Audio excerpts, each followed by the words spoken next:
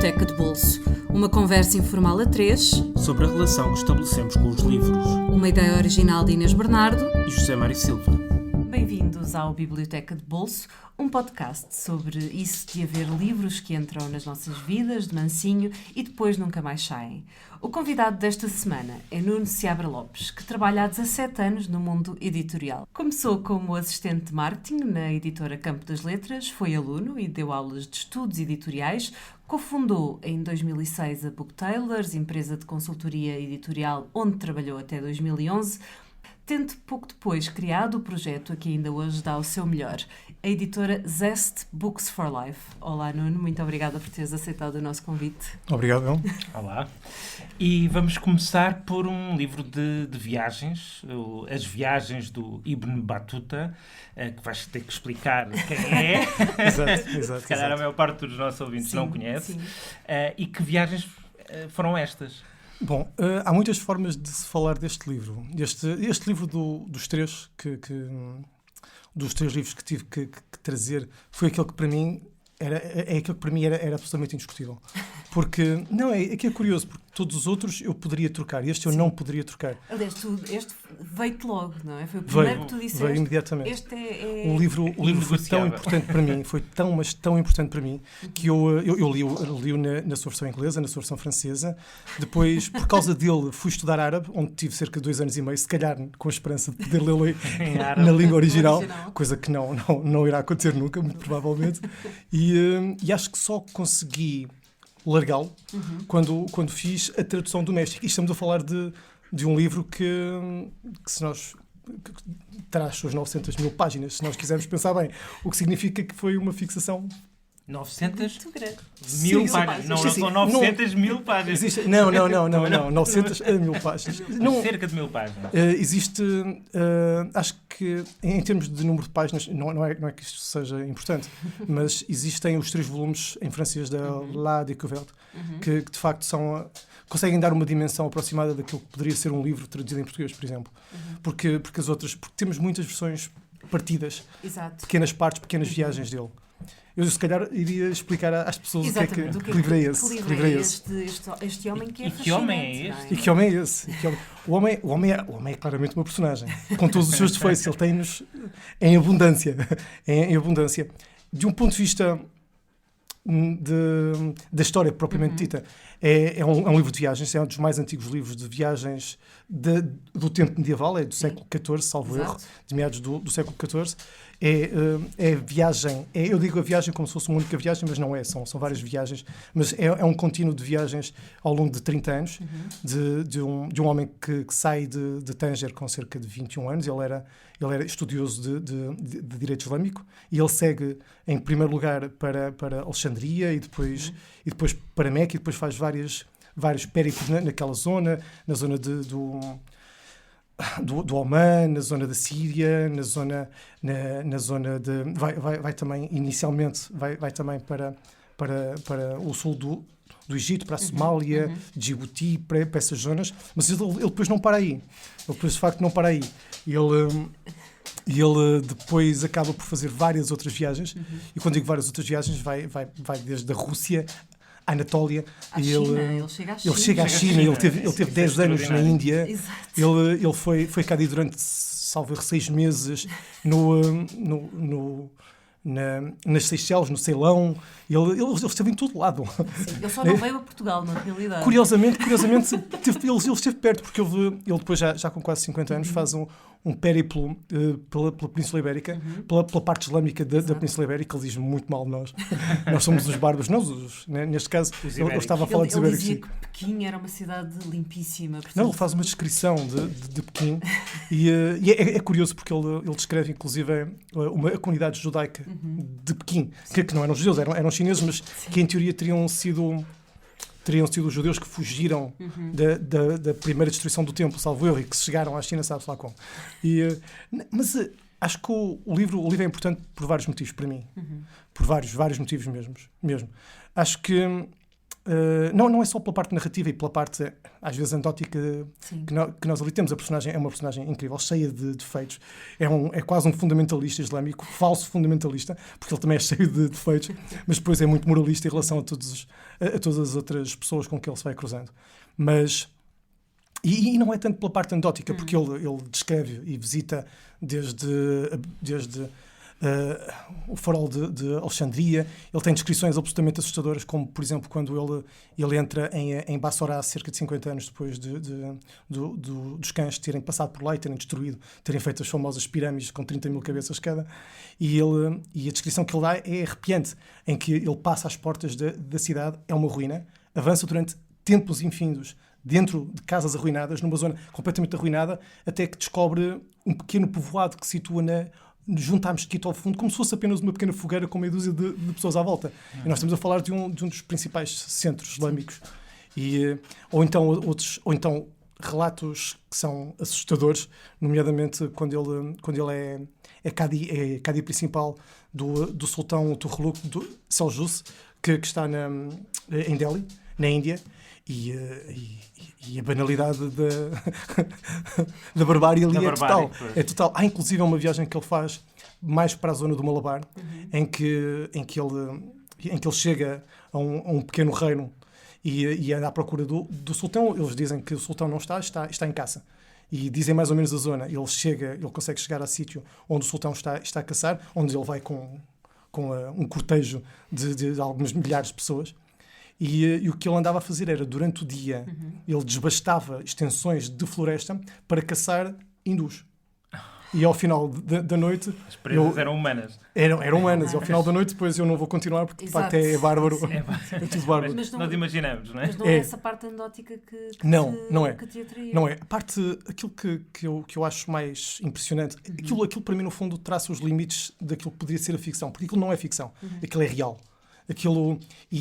Só que ao ser real, passa-se numa altura que é tão impensável para nós termos um relato daqueles que é impossível não ver aquilo quase como se fosse uma ficção. Mas depois é tudo demasiado perfeito. Quando digo demasiado perfeito, é o enquadramento mental e a forma como se fala, as descrições, toda a narrativa, toda aquela narrativa cruzada de vários povos é tão perfeita, porque é real. Ele está a descrever algo que vive, ou melhor, que viveu, porque ele escreveu passado por volta dos 50 anos, quando finalmente assentou. Se reformou das viagens. Mas não há dúvidas, há pessoas que duvidam de algumas das passagens. Das passagens, mas ainda não assim... Não há um fator tipo Fernão Mendes minto. Haverá, mas é relativamente reduzido. Sim. Ou seja, há coisas que ele... Por exemplo, o Marco Polo, sabemos que muito do que ele contava era imaginado, não é? Mas, sim, por exemplo. Ou um bocadinho exagerado. Mas eles aqui não dizem que ele inventou as coisas, ou seja, às vezes ele chegou perto e diz... Chegou mesmo, não é? Mas ele chegou perto. Por exemplo, há quem diga que ele não passou por Sana'a, mas a descrição que ele faz é de uma outra cidade lá perto de Sana'a. É uma descrição um bocado sanguinolenta também, não por causa de pessoas, mas por causa do mercado de gore. Tu no fundo gostas. Tremendamente gore. Tremendamente gore. E em que ele... Essencialmente, agora recuperando um pouco aquilo que estávamos a falar, eu acho que ao estarmos dentro de uma narrativa que é tão perfeita, mas tão impensável para nós, torna aquilo a melhor ficção de todas. Honestamente, torna-se a melhor ficção possível. Porque depois tem essa parte que é, não, isto é verdade. Aquilo que ele descreve é real. Ele passa por cidades que ele anda a fugir da peste negra. E ninguém anda a fugir da peste negra hoje em dia, que eu saiba. Sim. Ele de facto visita reinos. Ele visitou o reino de Mansa Musa, ou seja, Tombuctu. Ele teve na altura em que ele descreve como aquilo era para ele imponente, os livros. E hoje em dia nós não damos muito por aquela região, não é? Sim. Mesmo a dimensão da viagem. O reino de Mali, sim. Mesmo a dimensão da viagem, quer dizer, mais de 46 mil quilómetros. Quer dizer, só a dimensão desta viagem é totalmente impensável. Mesmo na altura já era. Hoje em dia continua a ser. Ele teve muita sorte. Como todas as pessoas que fazem essas viagens e não morrem nessa altura. Ele teve muita sorte. Ele podia ter morrido várias vezes ao longo do caminho. Muito. Ele perigo de vida, ele correu, se eu bem me recordo, 2 vezes só.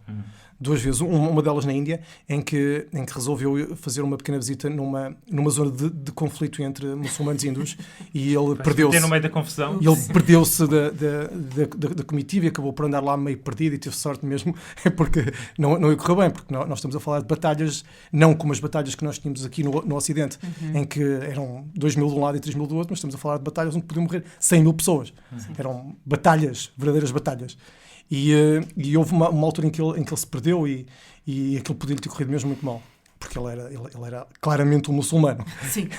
E não lhe iria correr nada bem caso tivesse sido apanhado pelos hindus, e estando na Índia era muito provável poder ser apanhado por hindus. Exatamente. Mas...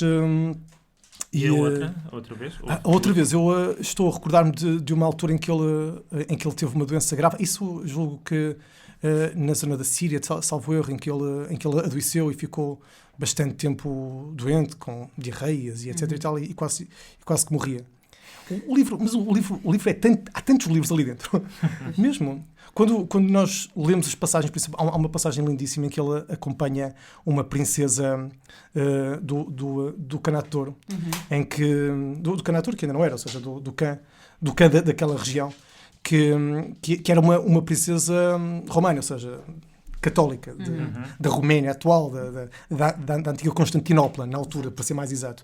E ele acompanha essa princesa, que em teoria, ao casar-se com o Khan, virou muçulmana, e levou com a sua corte, também que era antigamente católica e que tinha virado muçulmana, e faz uma visita aos pais. E ela faz uma visita aos pais. É sempre complicado ir visitar os pais. Mas é uma visita muito curiosa, porque primeiro tens uma descrição de uma cerimónia de passagem feita entre a cavalaria romana, por assim, entre a cavalaria romana e os cães. Ou melhor, e o exército dos cães, dos mongóis, e aquilo é soberbo. E imaginar aquilo, hoje em dia, estamos a falar por parte dos romanos, uma cavalaria de armadura brilhante, de penas, é uma coisa incrível mesmo.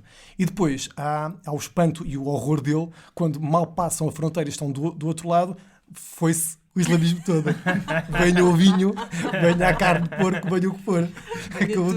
Vale tudo. Inclusive, aqueles que eram já muçulmanos anteriormente e que estavam a acompanhar a rainha. Foi a desbona. Completamente. A rainha que manda-se, a Completamente. rainha faz. Não, e outras descrições, quando ele consegue... Ele faz uma ida até meados da Rússia, até meio da Rússia, uma zona já bastante setentrional da Rússia, em que descreve um contacto, uma troca que existia, porque entre os comerciantes islâmicos e as tribos russas, por assim dizer, que ele descreve como se fossem quase uns animais estranhos, porque eles nem os veem. Basicamente aquilo é, eles no meio da neve, eles vão com os trenós e eles colocam numa pedra aquilo que querem trocar, saem e quando chegam, houve já a troca e eles trazem aquilo, se não aceitarem, metem mais ou tiram, etc., até chegar a algum acordo. Eles nem sequer... Não há contacto visual. Não há contacto visual. Por isso, para eles, são os yetis. Exato. Ou algo do género. São uma espécie de yetis, sim. Como este microfone que Se chama yeti. E aquilo... Mas a parte que há bocado estavas a falar, que há coisas que não são necessariamente reais. Há partes na China que nós estranhamos, que são demasiado perfeitas. E notamos que se calhar não pode ser assim. É a parte da narrativa que não te parece assim tão real. Não é possível que a cidade seja tão... lá, ou não? Há provas que ele esteve perto de lá. Há sítios onde obviamente ele esteve e obviamente ele chegou. Mas há outras... Mas depois a descrição não é tão exata assim. Pois. Não é tão exato assim, se nós formos pensar em outros relatos que existem, nomeadamente chineses. Ele apresenta, ele idealiza um pouco a China. Sim. E ao idealizar um pouco a China, nota-se que se calhar não esteve lá ou não viu exatamente aquilo que nós mas houve coisas, ele ficar memória, ele tinha desculpa. Não, eu não entendo como é que ele escreve 30 anos de viagens com um tão grande detalhe, mas na altura eles de facto tinham muito tempo para decorar. Exatamente. Muito tempo para pensar Não nisso. acontecia assim tanta Não, coisa. E o maravilhamento dele quando ele chega à Índia e descobre aquela coisa curiosíssima que é colocar uma enxerga em cima de 4 pernas, uma cama. Que coisa incrível! Que invenção extraordinária! Ou quando chega à China e olha para aquela coisa, isto é dinheiro, mas é papel, isto não faz sentido. Notas! Não faz sentido. Quando é que tu chegaste, quando e como é que tu chegaste a este livro? Porque não está traduzido em português. Não está traduzido em português. Eu sinceramente, eu já não me recordo como é que eu cheguei até ele. Mesmo, não me recordo. Recordo mais ou menos qual foi a altura em que cheguei até ele. E já era bastante crescidinho, já devia ter os meus 27, 28 anos, talvez. Mas já não me recordo se me foi. Eu julgo que teria lido alguma referência, referência internacional sim, possivelmente numa revista de especialidade editorial que estavam a falar de alguma nova edição. Porque o livro, apesar de ter tantos anos, ter 700 anos, é razoavelmente recente, porque o manuscrito foi só encontrado há cerca de 100 e poucos anos. E foi traduzido primeiramente só há algumas dezenas de anos. E ainda está a ser muito estudado. Aliás, não existe em português. Existe apenas se eu bem me recordo, existe apenas uma parte das viagens, a viagem ao Mali, que não é a viagem dele, mas sim uma recontagem pelo Mackintosh, que é a viagem de um tangerino, uma coisa assim do género. E acho que a edição é assim particularmente interessante. Mas é a única coisa que eu me recordo que é um clássico recente. Porque foi escrito há muito tempo, mas só foi descoberto há pouco. Sim, não é? foi. Mas foi literalmente descoberto há pouco. E tu gostavas de publicar? Não, a questão é que se eu fosse publicar este livro, como eu gostaria de o publicar... 8.000 páginas, não é? Eu provavelmente seria a tua ruína. Seria. Ficarias anos a tentar aperfeiçoá-lo, a tentar... Não, é que este é um livro que merece ser bem feito. Sim. Bem traduzido, bem estudado, com bom enquadramento, com boas notas, e o que significa que é uma obra muito difícil de se fazer por cá, porque não temos muitos estudiosos sobre o autor, ou sobre o tema, ou sobre a época. Sobre a época vamos tendo algumas coisas, mas é difícil. No máximo dos máximos seria uma tradução daquilo que já existe. Existe uma versão magna feita por uma das universidades inglesas, que eu já não me recordo qual delas, que é uma obra... Que, aliás, seria uma obra desse género. Acho que o livro custa algumas centenas de euros. Sim. Bom, e vamos tentar arrancar-te deste livro, que já vimos que não é fácil, porque tu és verdadeiramente um apaixonado. Mas passando para a tua segunda escolha, que é um livro do Herbert Welder, o Photomaton e Vox, que presumo que tenha sido talvez noutra fase da tua vida. Foi, bastante anterior. Noutra década. Bastante anterior. Não foi quando o livro saiu, porque quando o livro saiu eu devia ter uns 3 ou 4 anos. Mas... Em 79, talvez. Sim, salvo eu sou de 76, por isso tinha 76. Era bastante novo. Era improvável que já lesses Herbert Welder. Não, eu garanto que não lia. O Proust talvez já lesse, mas mas o Herbert Welder não. Mas este livro surgiu no final da adolescência, talvez, por volta dos meus 16 anos, em que eu era um forte leitor de poesia, e como todas as pessoas que lê poesia, escrevia poesia, e aquilo foi uma avalanche. Foi claramente aliás, deve ter sido uma avalanche para tanta gente já, como antes dele o Pessoa foi para tanta gente, que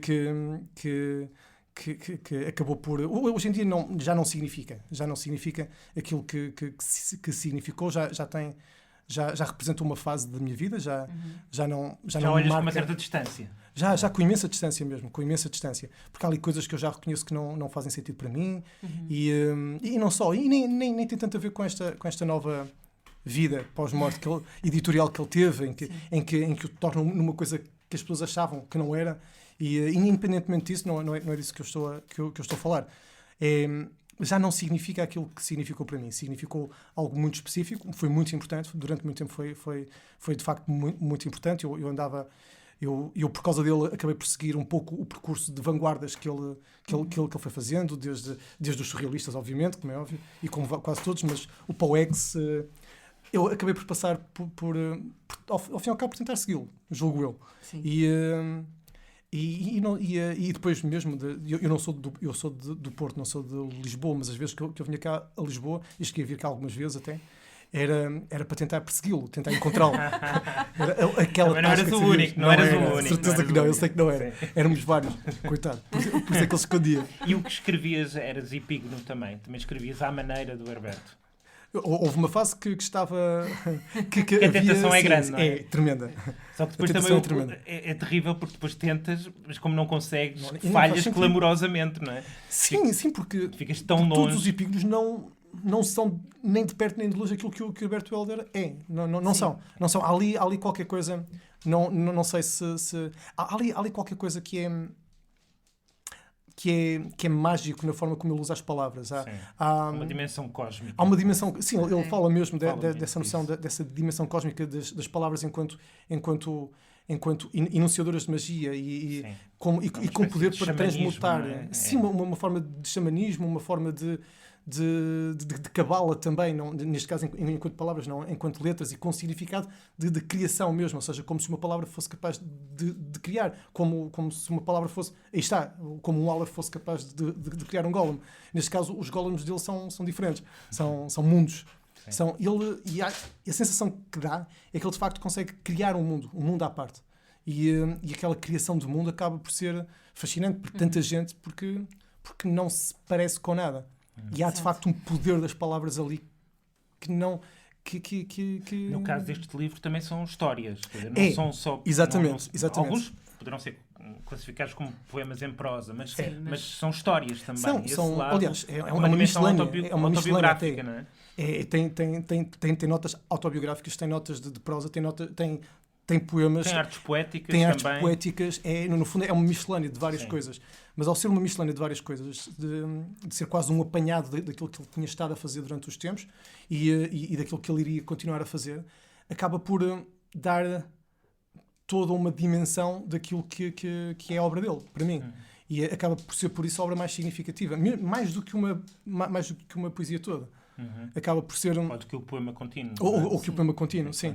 Acaba por ser... Sim, eu ainda estou na... Eu fui na pausa, mas ainda és do tempo da poesia toda. Lá atrás. Ainda fica lá atrás. Mas acaba por dar-nos uma imagem mais fidedigna daquilo que... Porque ele, enquanto personagem, é uma personagem também muito estranha. Muito estranha, muito irrequieta, que passou por muitas coisas e que viveu muitas coisas e que parecia que nunca estava satisfeito em lado nenhum e com nada.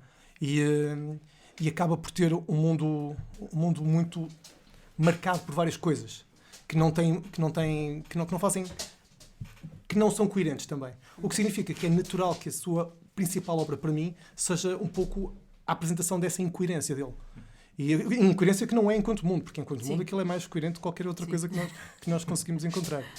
Mas é uma obra que marcou uma fase, marcou uma fase grande da minha vida, mas que há uma certa distância. Sim. Eu já quase não pego nele. Há muito tempo que não pego nele. Há anos que eu já não pego nele.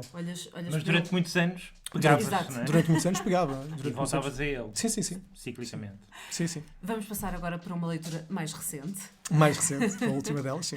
A última, que é As Benevolentes, do Jonathan Littell. Conta-me tudo sobre isto, porque realmente é as personagens. Eu estou a ver aqui uma certa... O primeiro é escrito... Sim, como se fossem monólogos. Ou melhor, alguém que no final da vida está a descrever-se. Mas acho que nem é tanto por aí. Este livro escolhi por vários motivos. Vários motivos mesmo.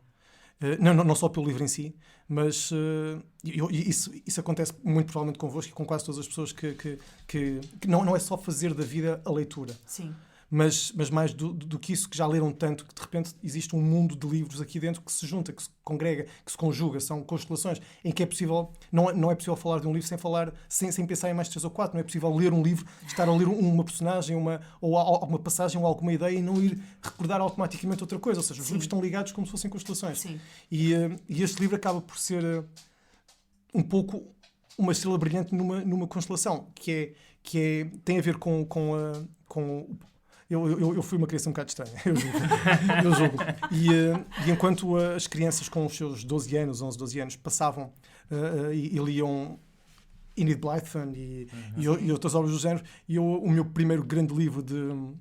Não é adulthood, mas quase foram os 3 volumes da enciclopédia da Segunda Guerra Mundial, de uma ponta à outra. Comecei a ler aquilo e varri aquilo tudo. E no fundo, As Benevolentes é uma descrição da Segunda Guerra Mundial. Acaba por ser uma história também da Segunda Guerra Mundial. Aquilo são vários capítulos, são várias histórias. Aquilo está feito mesmo enquanto histórias. De certa forma foi um regresso à infância. Não, isto não é uma infância um bocado estranha. Seria uma infância um bocado estranha. Seria uma infância um bocado estranha. Não, e houve vários livros que se congregaram aqui nesta constelação. Mas o livro em si é um livro altamente aconselhável. Não a pessoas de suscetibilidade elevada. Porque o livro é pesado, é extremamente pesado. Eu acho que um outro dos motivos que me levou a adorar este livro foi isso tem a ver com várias questões políticas minhas e tudo, que é aquela noção do que é o mal, de tentar perceber o que é o mal.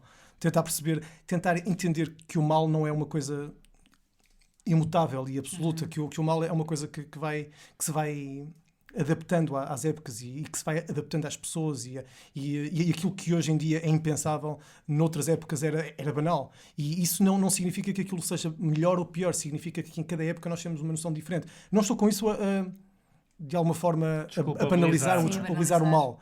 Em cada época aquilo faz sentido e deve ser respeitado e deve ser entendido daquela forma. Porque nem vejo isto numa noção contínua de estamos a caminhar para que senão não tínhamos tido eleições nos Estados Unidos. Não é? Mas, essencialmente, não é uma forma de banalizar o mal, porque há coisas que são, obviamente, mal em si, mal puro, mas, essencialmente, de tentar perceber que acima do mal está o homem. E aqui nós temos uma descrição de uma pessoa que o livro tem várias camadas. Tem aquela camada que dá nome e que tem mais a ver com a culpa, ao fim e ao cabo, no fundo, é de onde vem o título original, em que nós percebemos que existe um crime que ele não assume, existe uma culpa que vem atrás dele, que é representada até por 2 agentes que querem saber se foi ele que assassinou a mãe. Neste caso mudaram do pai para a mãe. Ora, esta já não está lá. Mas, no fundo... Mas tem inspiração clássica. Tem, claramente. A estrutura é. E não só a estrutura, a forma de olhar para o pecado, de olhar para o crime e de olhar para essa expiação. Ou seja, não é nada judaico-cristã. E aqui o judaico teria até um outro poder, porque tem a ver mesmo com esse universo. E com as vítimas dele, não é? Ali, o que nós compreendemos ali nós compreendemos várias coisas. Que o livro, desde logo, para mim, destrói o crime e castigo. Por completo. Como é que é? Não, isso vais ter que explicar um bocadinho melhor. Como é que destrói o crime e castigo? Porque dá-te uma dimensão... É só crime sem castigo. Não, acho que destrói mais o castigo até. Okay. Honestamente, então, destrói mais o castigo. Porque o que nós ali vemos é que é com a evolução de uma personagem, ou com a evolução de um tempo, ou com a evolução de um contexto, nós vemos que a noção de culpa e o castigo que nós nos impomos e a forma como nós entendemos as coisas não é assim tão rígida fiz isto, começo a ter culpa, não estou a querer banalizar não é isso, não estou a querer destruir o crime e castigo. Simplesmente o crime e castigo dá-nos uma imagem e aquilo dá-nos um filme, dá-nos uma evolução. Sim. E isso para mim parece mais real, porque o que nós ali vemos é que mesmo no final da vida... Acreditas mais nisto do que no Raskolnikov? Tremendamente. Mas sim, eu acredito mais no Max Alba do que no Raskolnikov. Sim. E, essencialmente porque isto é assim, não é uma questão de acreditar mais ou menos. A questão é que aquela Rússia era uma Rússia que não permitia outra forma de pensar. E aquilo faz todo sentido naquela época. E não há forma diferente de se pensar. No caso do Max Alba, nós estamos num mundo apocalíptico. E no mundo apocalíptico tudo é colocado em causa. Tudo vem ao de cima e aquilo que é sociedade, e aquilo que é ética, e aquilo que é moral, e aquilo que é tudo, deixa de fazer sentido, tem que se reconfigurar. E ao reconfigurar-se permite que, de facto, até noções que nós achamos básicas, como o que é o mal ou porque é que tenho culpa, desapareçam, mudam. Nós ali vemos que aquilo que mais o persegue é a paixão que ele tem pela irmã gêmea, é a obsessão que ele tem, e tudo isso, e depois é toda aquela loucura, porque aquilo acaba por ser uma loucura, ele destrói tudo aquilo que ama, tudo aquilo que gosta, e ele destrói-se, ele vê tanta destruição e aceita tanta destruição que ele se destrói. Ele acaba por... Agora vou fazer um spoiler, se calhar. Spoiler alert.